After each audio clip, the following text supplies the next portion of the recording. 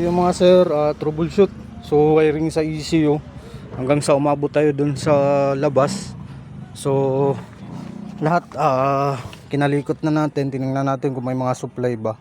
So yung mga sir, yung ECU pala nun kaya wala lahat. Yung ECU nun hindi gumagana. So ngayon okay na, napagana na natin.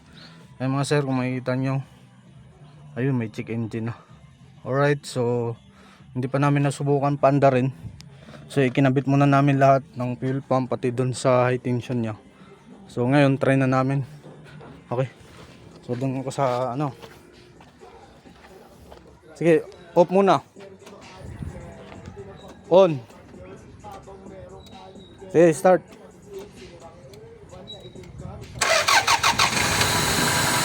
Ayun. Umandar na. Ay mga sir, umandar na. Yung hindi umaandar. Okay. Try natin ikabit to. Wow. Anong saan nakita? Battery? So yun, umandar na mga sir. Nandito tayo sa loob. Ayan. So try natin paandar rib. Yun o. Umandar na mga sir.